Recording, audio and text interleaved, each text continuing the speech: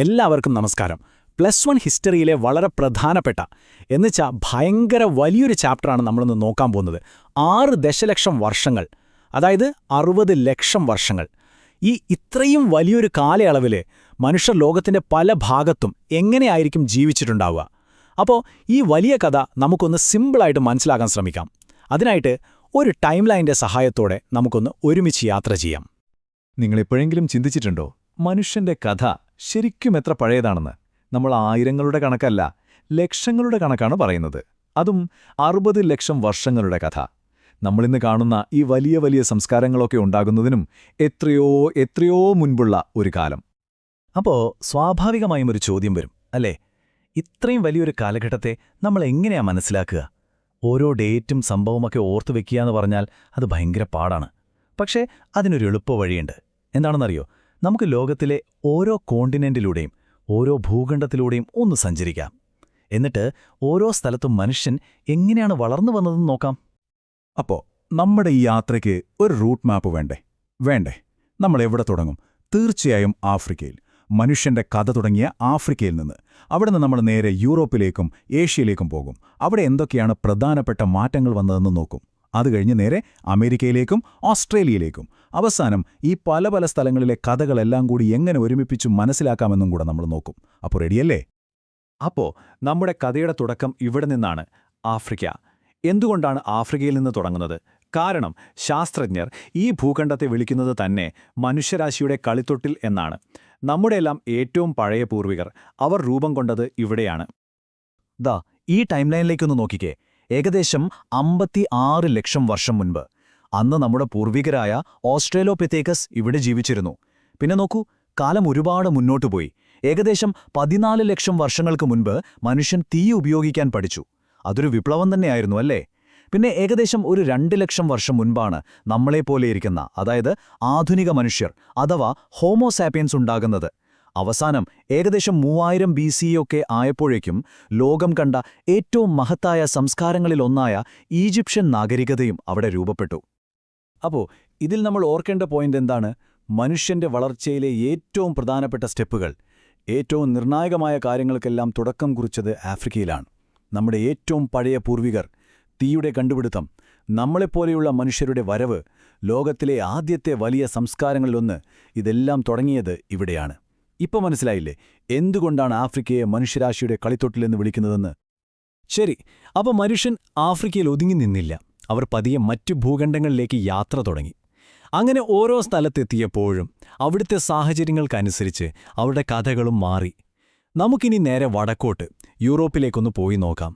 അവിടുത്തെ ആ തണുപ്പും മറ്റു കാര്യങ്ങളുമൊക്കെ മനുഷ്യനെ എങ്ങനെയാവും മാറ്റിയെടുത്തതെന്ന് നമുക്ക് കാണാം. യൂറോപ്പിലെ കഥയ്ക്ക് അതിൻ്റേതായ ഒരു പ്രത്യേക ഫ്ലോ ഉണ്ട്.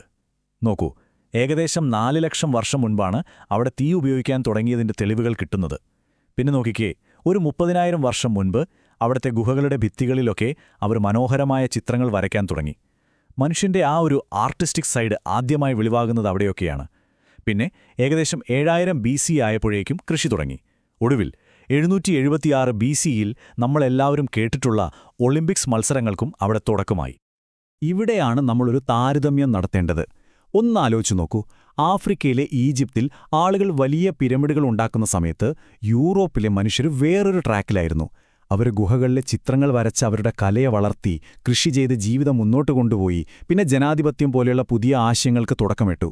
അതായത് ലോകത്തിന്റെ ഓരോ ഭാഗത്തും മനുഷ്യൻ അവരവരുടെ വഴികൾ കണ്ടെത്തുകയായിരുന്നു.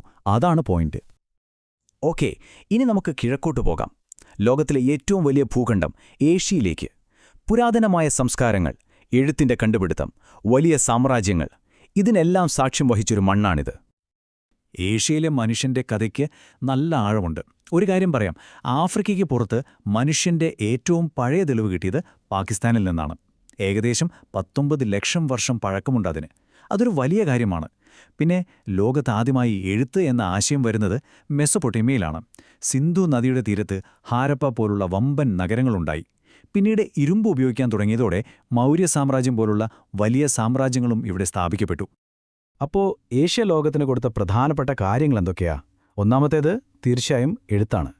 പിന്നെ ഹാരപ്പ പോലെ വളരെ പ്ലാൻ ചെയ്തുണ്ടാക്കിയ നഗരങ്ങൾ, അതുമാത്രമല്ല, ബുദ്ധമതം, ജൈനമതം പോലുള്ള പുതിയ ചിന്തകളും തത്വങ്ങളും ഒക്കെ ഇവിടെ നിന്നാണ് ലോകത്തിന്റെ പല ഭാഗത്തേക്കും പോയത്. മൗര്യ സാമ്രാജ്യം പോലുള്ള വലിയ ഭരണ സംവിധാനങ്ങൾ ഉണ്ടാവുന്നതും ഏഷ്യയുടെ ചരിത്രത്തിലെ ഒരു വലിയ നാഴികക്കല്ലാണ്. ഇനി വളരെ ഇൻട്രസ്റ്റിംഗ് ആയൊരു കാര്യം നോക്കാം. ഏകദേശം 7000 BCE ആ സമയത്ത് യൂറോപ്പിലും ഏഷ്യയിലും ആളുകൾ ഗോതമ്പും ബാർലിയുമൊക്കെ കൃഷി ചെയ്യാൻ പഠിച്ചു.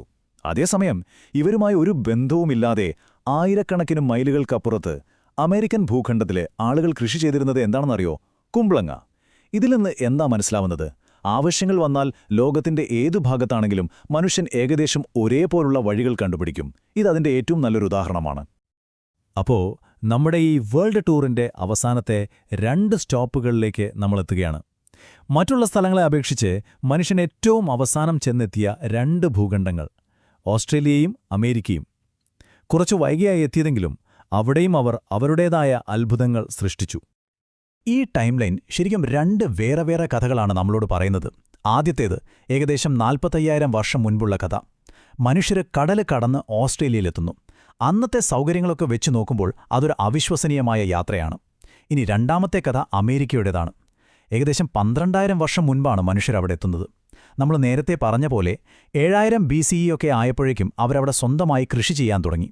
പിന്നീട് മെക്സിക്കോയിലൊക്കെ ഒൾമെക് പോലുള്ള സംസ്കാരങ്ങൾ വലിയ നഗരങ്ങളൊക്കെ ഉണ്ടാക്കി. അപ്പോൾ ഇതിൽ നിന്നെല്ലാം നമുക്ക് പഠിക്കാൻ പറ്റുന്ന ഒരു വലിയ പാഠമുണ്ട്. എന്താണത്? മനുഷ്യന്റെ കഴിവും ബുദ്ധിയും ഏതെങ്കിലും ഒരു സ്ഥലത്തോ കുറച്ചാളുകളിലോ മാത്രമായി ഒതുങ്ങി നിൽക്കുന്ന ഒന്നല്ല. അവർ എവിടെയൊക്കെ പോയോ അവിടുത്തെ സാഹചര്യങ്ങളുമായി പൊരുത്തപ്പെടാനും പുതിയ കാര്യങ്ങൾ കണ്ടെത്താനും അവർക്ക് കഴിഞ്ഞു. ഇത് മനുഷ്യന്റെ ഒരു പൊതുവായ കഴിവാണ്. ശരി, അപ്പോൾ ആഫ്രിക്ക മുതൽ അമേരിക്ക വരെ നമ്മളൊരു യാത്ര നടത്തി. ഇതിൽ നിന്ന് നമ്മൾ എന്താണ് ശരിക്കും മനസ്സിലാക്കേണ്ടത്? ഈ കാണുന്ന ഡേറ്റകളൊക്കെ കാണാതെ പഠിക്കുകയാണോ നമ്മുടെ ലക്ഷ്യം? അല്ലേയല്ല. ഇതിനെല്ലാം അപ്പുറം ഒരു ബിഗ് പിക്ചറുണ്ട്. ഇതാണ് ഏറ്റവും പ്രധാനപ്പെട്ട ആശയം. ഈ ഡേറ്റുകൾ ഓർത്തുവെക്കുന്നതിലല്ല, മറിച്ച് ലോകത്തിന്റെ പല ഭാഗങ്ങളിലും ഒരേ സമയം മനുഷ്യന്റെ കഥകൾ എങ്ങനെയാണ് മുന്നോട്ടു പോയിരുന്നത് എന്ന് മനസ്സിലാക്കുന്നതിലാണ് കാര്യം. യൂറോപ്പിൽ ഒരാൾ ഗുഹയിൽ ചിത്രം വരച്ചുകൊണ്ടിരുന്നപ്പോൾ അമേരിക്കയിൽ എന്തായിരുന്നു നടന്നിരുന്നത്? ഏഷ്യയിൽ വലിയ നഗരങ്ങൾ ഉയർന്നുവന്നപ്പോൾ ആഫ്രിക്കയിലെ അവസ്ഥ എന്തായിരുന്നു? ഈ ഒരു താരതമ്യമുണ്ടല്ലോ, അതാണ് ഹിസ്റ്ററി പഠനത്തെ ഇത്രയും രസകരമാക്കുന്നത്. അതുകൊണ്ട് ഒന്നോർക്കുക, ഇതൊന്നും കാണാതെ പഠിക്കാനുള്ള ഒരു ലിസ്റ്റല്ല. പകരം നമ്മുടെയെല്ലാം പൊതുവായ ഒരു ഗ്ലോബൽ ഹിസ്റ്ററിയുടെ വലിയ ചിത്രം കാണാനുള്ള ഒരു ടൂൾ മാത്രമാണിത്. പുതിയ കണ്ടുപിടുത്തങ്ങൾ വരുമ്പോൾ ഈ ഡേറ്റുകളൊക്കെ ചിലപ്പോൾ മാറും, പക്ഷേ ആ വലിയ കഥ മനസ്സിലാക്കുക എന്നതിനാണ് പ്രാധാന്യം. ഇതെല്ലാം നമ്മളെ ഒരു അവസാനത്തെ ചോദ്യത്തിലേക്കാണ് എത്തിക്കുന്നത്. ചരിത്രം എന്ന് പറയുന്നത് എന്നോ എഴുതിത്തീർന്നൊരു പുസ്തകമല്ല. ഓരോ ദിവസവും പുതിയ പുതിയ കണ്ടുപിടുത്തങ്ങൾ വന്നുകൊണ്ടിരിക്കും. അതനുസരിച്ച് നമ്മുടെ ധാരണകളും മാറും. ചിലപ്പോൾ നാളെ കിട്ടുന്നൊരു ഫോസിൽ ഈ ടൈം ലൈൻ മൊത്തത്തിൽ മാറ്റിമറിച്ചേക്കാം. അതുതന്നെയാണ് ചരിത്രത്തെ എപ്പോഴും ഇത്രയധികം എക്സൈറ്റിംഗ് ആക്കി നിർത്തുന്നതും. അപ്പോൾ അടുത്ത തവണ കാണുന്നവരെ നിങ്ങളൊന്ന് ആലോചിച്ചു നോക്കൂ, ഇനിയും എന്തൊക്കെ രഹസ്യങ്ങളായിരിക്കും ഈ ഭൂമി നമുക്കായി ഒളിപ്പിച്ചു വെച്ചിട്ടുണ്ടാവുക. നന്ദി.